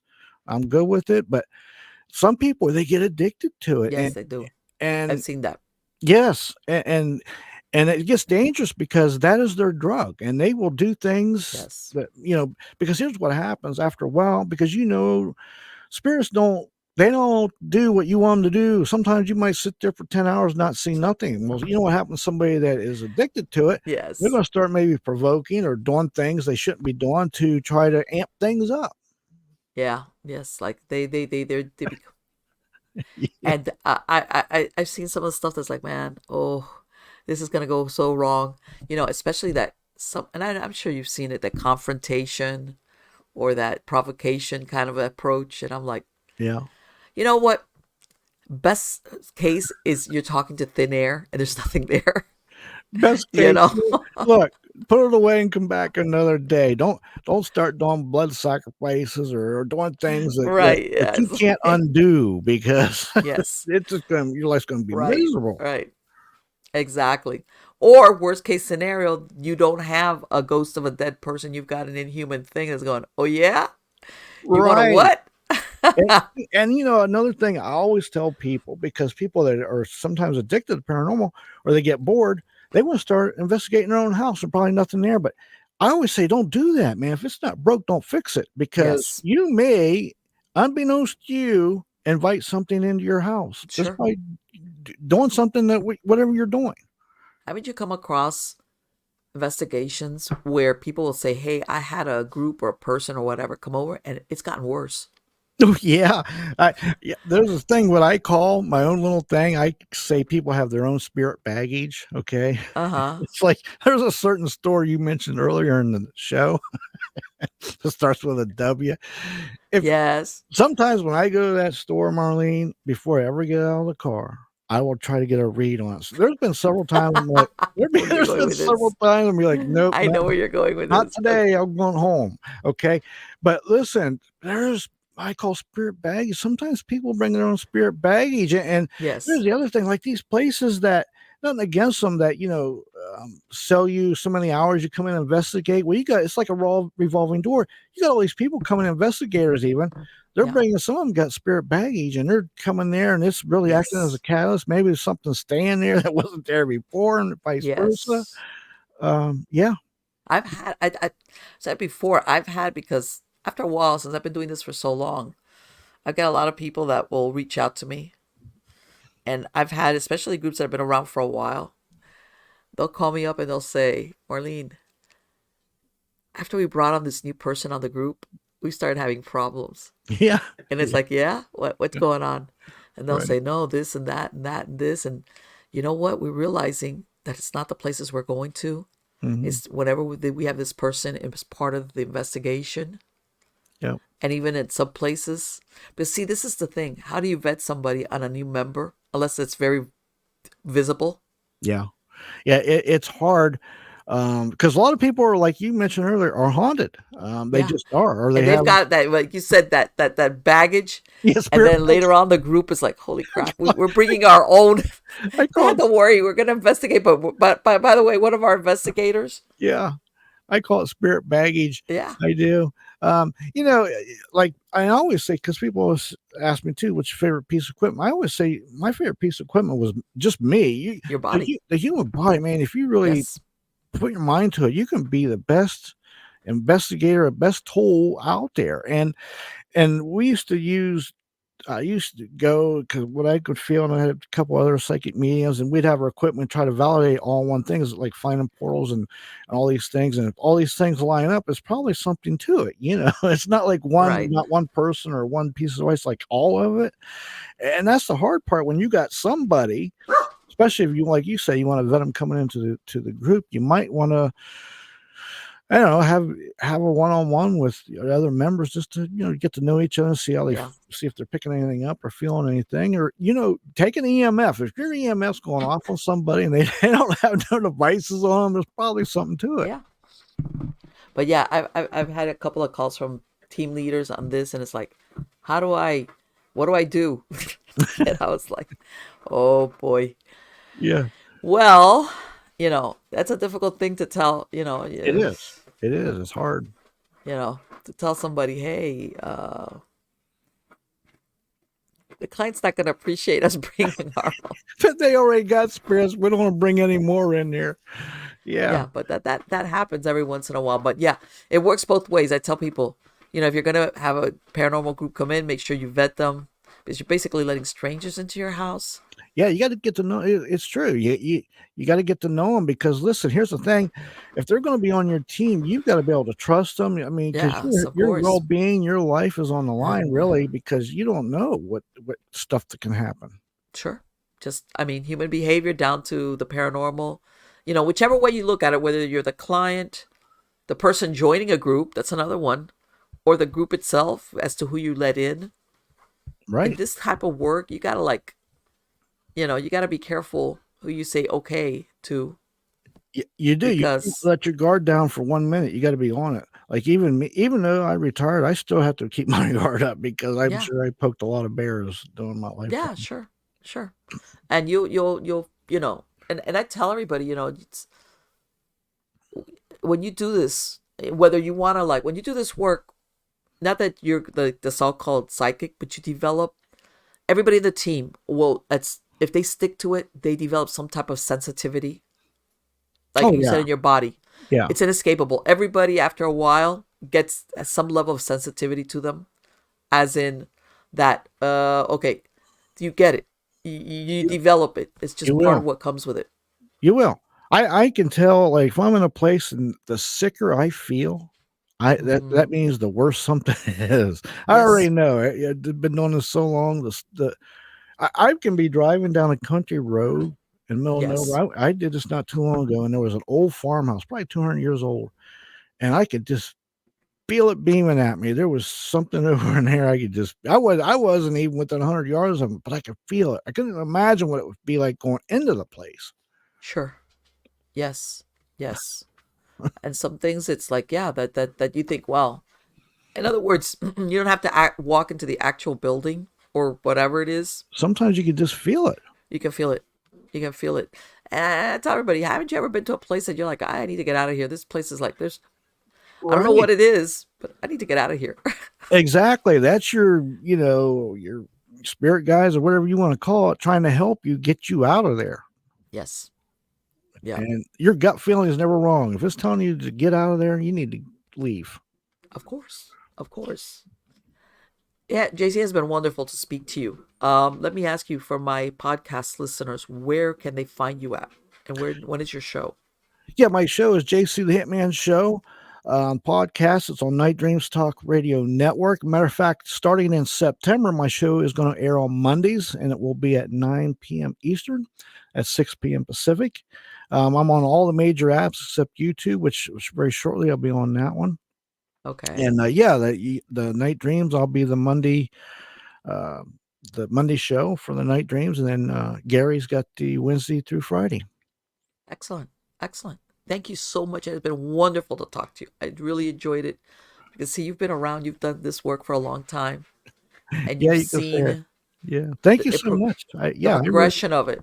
I really enjoyed it too, Marlene. Thank you so much. It has been great. Take care. You too. Thank you. Good luck to you. You too. Bye. Bye bye. I'm sorry. I'm sorry if you hear me sniffling. I've been living today, even though it's like I said, a an allergy attack gone amok. I've been living on Dayquil and Mucinex, and I hate feeling like this. I hate feeling sick. I mean, nobody likes to feel sick, but I hate feeling sick. To me, is, I think I got a million things to do. I can't afford to feel like this. And yeah, yeah. So anyway, I like speaking to JC. Obviously, I'm gonna put a link to his thing, but when I, again, you guys have heard me say this before. I really like talking to somebody who's been around. How's this? Somebody that hasn't romanticized paranormal work. And people will say, "Well, what do you mean by that?" All these paranormal shows. When I say romanticize it, they've made it look, they all they show is the, okay, whatever, the investigation, the mystery, the discovery, the confrontation, or the ghost reveal, blah blah blah blah blah blah. And that's all great, but when you do paranormal research, there's a lot of times that none of that really happens. In other words, sometimes you end up with wasted night. All right. Um, Sometimes your timing is off. Sometimes, as in, yeah, you think there's something there, but whatever it is not. Mm-mm. And, or you end up with just, in other words, you have to be really patient and want to do it and not glamorize it, because if you go for just the romanticized aspect of it, when I mean romanticized, I don't mean like as in romance love. I'm saying as in, you're bound to be disappointed. You are. All right, that's without considering what JC was describing, the downside of what he was crazy doing that solo stuff. Crazy. All right. As a matter of fact, let me see if I can get up this picture of me going into this of me going and doing this I don't know why it's not showing up. Why I can't get it to show up. By the way, if I can get it, this picture from 2005 was out of the blue. Out of the blue. I had somebody come and tell me, hey, I've gotten access after hours to this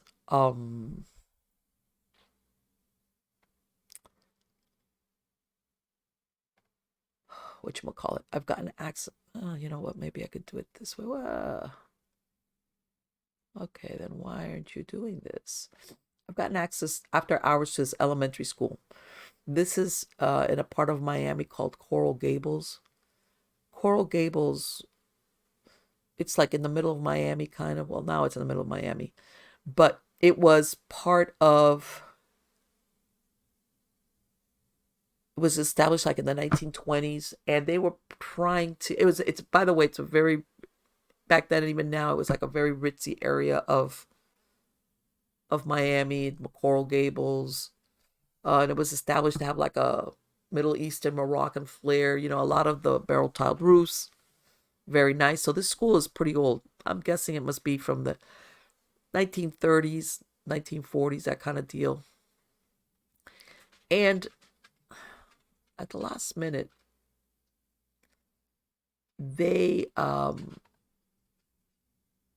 want to know why I can't open this and it's making me crazy. They call me up and they say, hey, Marlene, I got access. This is not really an investigation. I just need you to come with me. This is like a once in a lifetime thing. Normally, they don't let people into the elementary. And if I remember correctly, I think it was, that the person knew either the janitor, somebody there, let them after hours. And it was, I'm going to tell you right now, because this was in September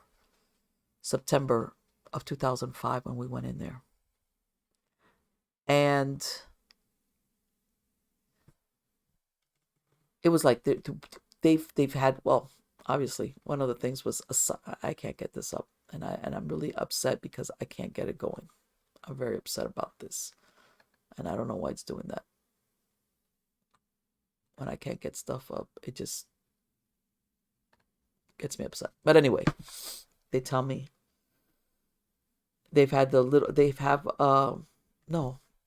sighting of a little girl. What else did they say? And what they think was, it looked like it was the lady, she looked to be a teacher being sighted, but they said that the way she was dressed, it was from the 1950s kind of timeline, the way she was dressed. They had seen sightings of her. But remember, going into a public school that is still a public school to do an investigation is extremely difficult. Extremely difficult. And by the way, this is schools that were built during this time period were open-ended. Anybody that's gone to a school, now you go to these schools and they're all enclosed. They have one entrance and exit door. But these older schools, they're open. Like they have arches and the classrooms will open up into the, they have hallways and you're there. Like, there's no middle entrance. And you might go into a courtyard and maybe you'll have.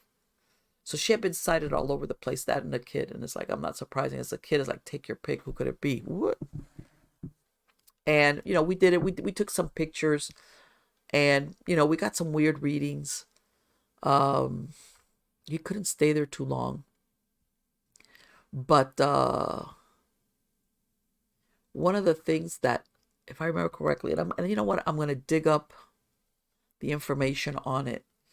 I believe that at some point there was what was it? Either a child went missing or disappeared or something like this. And that, because this was, I was being given this information by the other person that was there that had been doing the research, was that somehow or other there had been a collusion between this teacher and this janitor person. Apparently sounds like he was a pedophile, as in getting this kid to them. That there was something along those lines about that. I just can't remember now. Remember, this is 2005. We're talking almost 20 years. And let me see. Hold on. Let me see if I can at least get a picture of myself there. Hold on. And it was and it was one of those places that we could never go back to finish it, to, and let's face it, stuff like I said, it was difficult enough as it is to get into places like that, much less to follow up or anything of this nature. And let's face it, this things like this nature were, if we go with that 1950s timeline, they kept a very low profile on stuff like this. In other words, it didn't make the paper, even if you could research it, and without knowing to say the name of, let's say, who you were looking for. But yeah, and there was definitely something there, because we're talking here. Okay, if this thing was it was built, I would say, in the 1930s, give or take. It had to have been there, what, at least 60 or 70 years. And I mean, a lot of things could have gone on there. A lot of things. Let me see if I can. And it's one of those places, if I can get it up, you'll see I had my, I mean, I was like, it was one of those things where you get called and you go, hey, you gotta go, but when is it that we're gonna do? Right now, get over here. What do you mean? Yeah. I was like, wait. In other words, sometimes that's that. By the way, that's another aspect of going into paranormal research. Not all the time do you get the luxury of having a planned visit of, okay, we're going to show up at this time, at this hour, at this place. Sometimes you will get calls like this where it's like, hey, we've gotten access to this location or something. Get here now, or we're not going to be able to do this again at a later date.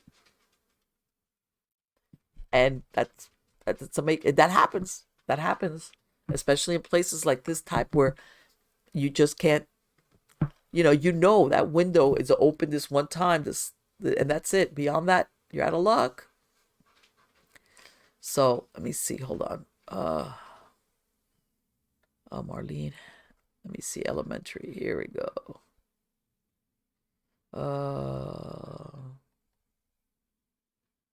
I'm trying to figure out a way that I can open this up. Here, I'll show a picture of myself.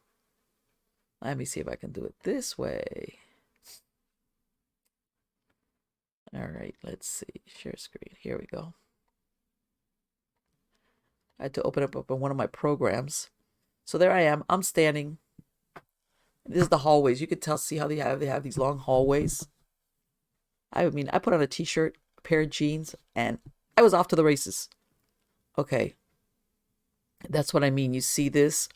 How you have like open. This is not like these are older schools. This is not like the and it was dark. And I'm almost positive there was something going on there. I'm like one of those that, but without having the chance to return there, it was like, ah. And by the way, you see this right here. Yeah, I used to wear that just as a protection. I had some protection stuff in there, some quartz crystal, had a cross in there. I had other things in there. Because, well, it's not that you just never know. It's like guaranteed. These are places that you go into that you got to really be careful. Because any structure that's been up that long, a lot of things can happen. Or a lot of things have happened. How's that? That's what I meant to say. A lot of things have happened. And let me see. Yeah. This is as you can tell, it's been a renovated building. But anyway, that's my one of my historical pictures of when I was doing that type of work. In other words, you pull on some jeans and you go. And sometimes I'm gonna dig. I gotta look at my notes. God, I got notes on all this stuff that I'm almost positive. But and that's another thing, contrary to what you see with all these shows, where at the end, you get the story or it's tied up and whatever. There's a conclusion. Sometimes you go into some of these investigations and for different reasons, like this one, we couldn't get entry back, or the client doesn't want you back for whatever. You never have that resolution. You never have the chance to do more investigation or even present it or say, there's something there. I just need a chance to go back and find out. Sometimes you're always the cliffhanger. And I've said it before. I've had where it's not even that the client will not only not let you back, it's because they've decided to move. In other words, they bring you in and you're ready to go back and you're like, hey, I'm going to help you out, but we need to go back in there, whatever.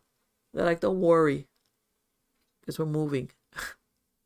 This is their solution. In other words, they don't want to try to figure it out. To them, their solution is, we're out of here. That happens.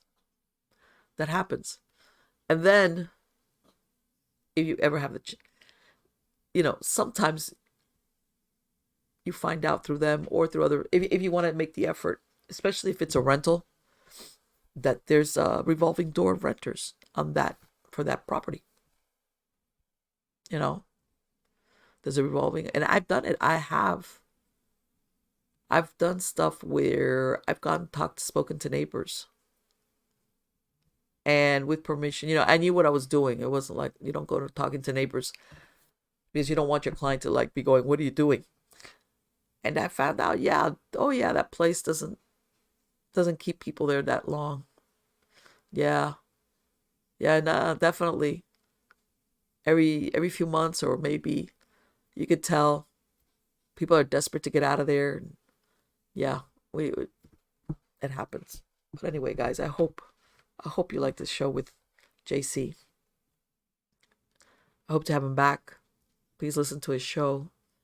Please sign up for my Substack newsletter. Go to mppellicer.com. Go to MiamiGhostChronicles.com. Again, you're going to find me on all the major podcast platforms. You're going to find me not only on YouTube, but on BitChute, Rumble, Cloud Hub, any of those places you're going to find me. And as a matter of fact, you can find the shows on Roku, for example. You can look up the Rumble channel. You can add it to your channel list. You can see me there that way. It doesn't have to be on computer. I'm on Apple Podcasts, all those fun places. You can find either the video or the podcast version of the show. But again, you've all been wonderful, and I gotta go because I think I gotta go take some more. Probably I'll take a NyQuil or something. I don't know what I want to take. I'm telling you, I could probably do. That commercial that they show the person. I think it's NyQuil or Dayquil or one of these shows. One of these commercials where the person is like snoring with their mouth open because they're so out of it. I think I gotta go do one of those. Yeah, I need to sleep, and like even if I do that open mouth stuff. Anyway, guys, till next time, take care.